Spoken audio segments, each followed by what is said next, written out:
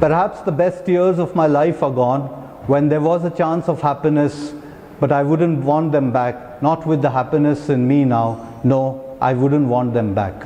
Hi, I'm Ramu Ramanathan and you're watching me on Talkative Tidbits.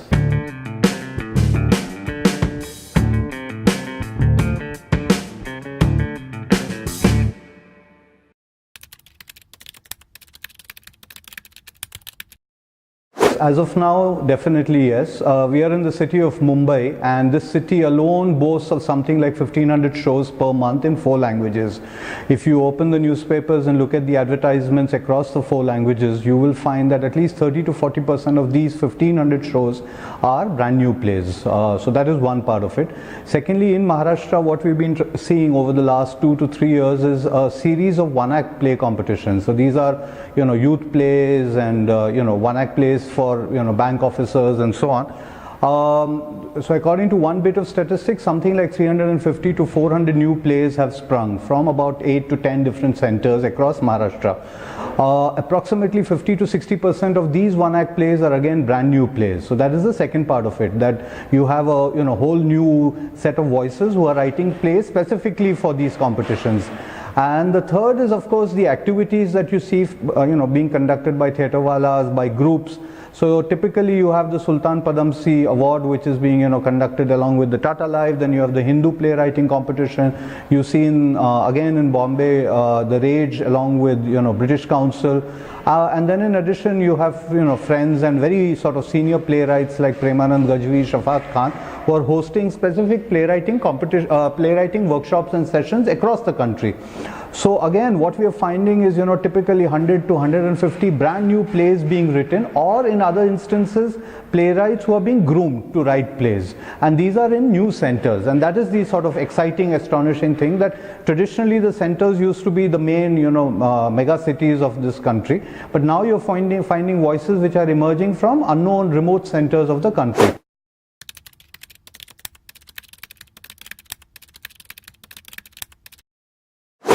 So again, there is this notion that we have because of course the entire colonial baggage, that there is this sort of thought process that probably everything that we have performed is either Shakespeare, Brecht, Ibsen, Chekhov, and Beckett and so on. But again, there are 2 aspects to this question. One is the long tradition that we have, whether it is sort of the Loknatya Parampara, whether it is the the Burakatha tradition or the Chakyar Koot tradition or Kathakali and so on. You also have had playwrights who are probably been contemporaries of, say, the Greek dramatists, whether you look at Bhas, whether you look at Kalidas, and that again is a fairly formidable body of work. So there is that entire tradition, and you have had theatre theorists like Kuntak and so on, who have analyzed the kind of work that they have done, and of course the theatre language that has emerged. But more importantly, post-independence, what emerged was basically 4 voices. So one was Mohan Rakesh, the other was Badal Sarkar, the third is Girish Karnad, and fourth is Tendulkar.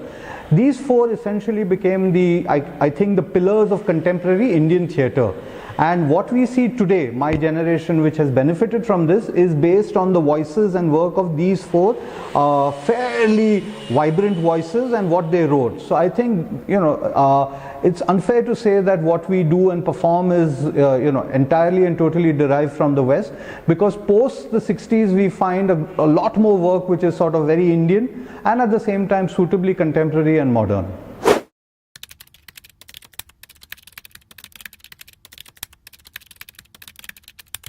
People like us believe that theatre is minority art. It's not going to be and ever going to be a majoritarian art like some of the other arts. And that's probably one of the reasons why it flourishes best when we have our backs to the wall. So I think it's fantastic that, that we are, again, as I said earlier, that we are below the radar. And it's essentially the theatre community that ensures that there is a system and a mechanism in place which ensures that theatre can survive.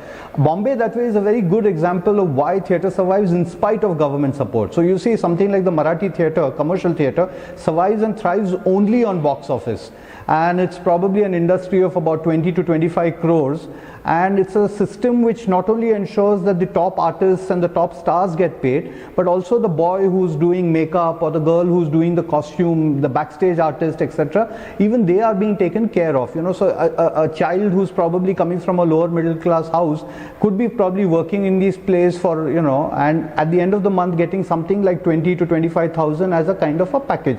This, I think, is fantastic, and nowhere else in this country do you find this kind of a system.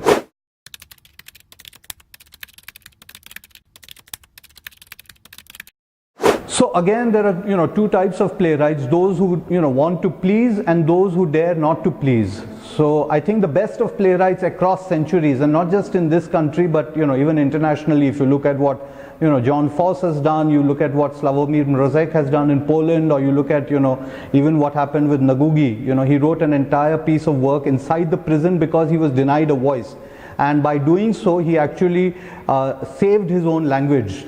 And then, of course, it was a cry against oppression. And so ultimately the really great playwrights, A, they dare, and B, they speak that which is not to be spoken. And that's, I think, the beauty and charm of theatre. Again, we tend to forget that theatre is essentially performed for an audience.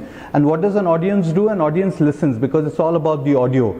So when these great playwrights have their plays performed and the actors mouth these lines, it's these words that resonate in the auditorium, that it gets echoed in the ears and eardrums of the audience, and that is what sort of carries forward this entire tradition of thought, this entire tradition of new ideas being born.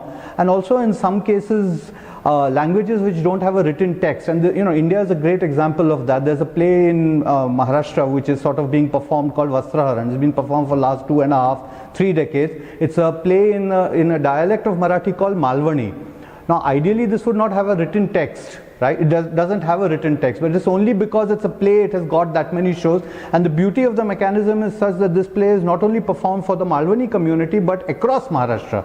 And similar, you find similar such examples, plays written in, Maithili, plays written in Chhattisgarhi, which have sort of found a voice much before these voices gained legitimacy as official languages. So I think that is the sort of primacy of theatre there, where it is able to sort of give voices to these languages which otherwise would, be invisible.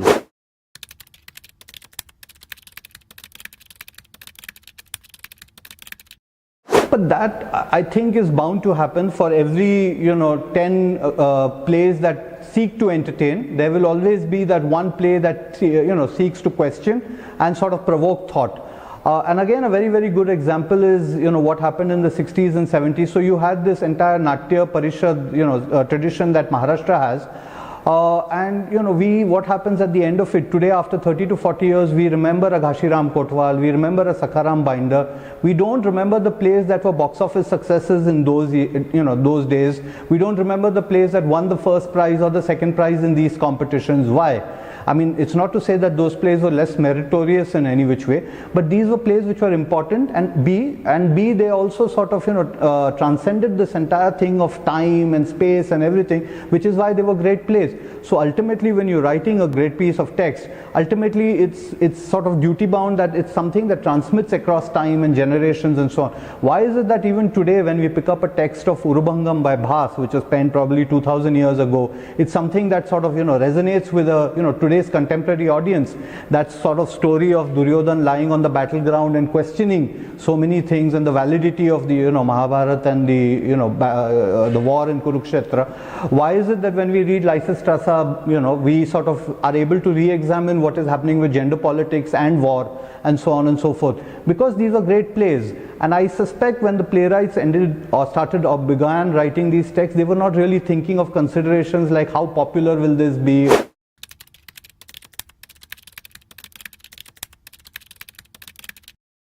What a lot of us feel, cultural theorists especially, is that, as I mentioned earlier, theatre is about language. All right, so what we feel is that today one of the roles, in addition to being a great art form and something that has a history of more than 2,500-3,000 years, is the fact that it is a museum of languages. Now, unlike other museums, which are probably museums of dead objects, so you go to the West, you see these museums of car, automobiles, textiles, war objects and so on. What happens with theatre is it is also a museum, but it's a museum of something that is living. So today, just to give you a statistic, we have something like 6,000, 6,500 living languages on this planet, right? And then even as you and I are sort of seated over here, one language is vanishing every 30 days. So the sort of onus lies on theatre to ensure the preservation of these words, these phrases, these syllables, especially of those languages which we call Boli Bhasha.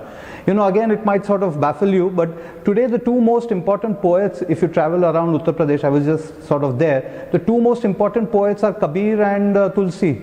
And it's astonishing that, you know, both these poets had not really written or had a written text. These are poets who are sort of poets of the oral narrative and the oral tradition. And you have millions of people who are sort of echoing those words across Uttar Pradesh and now of course other parts of India as well. And that is the sort of beauty of theatre, that, you know, you have these words which have been sort of, you know, put into consideration, and then you have, you know, a huge number of people who are just sort of echoing these words and so on. And therefore I say theatre is a living museum, because it has the ability to do this.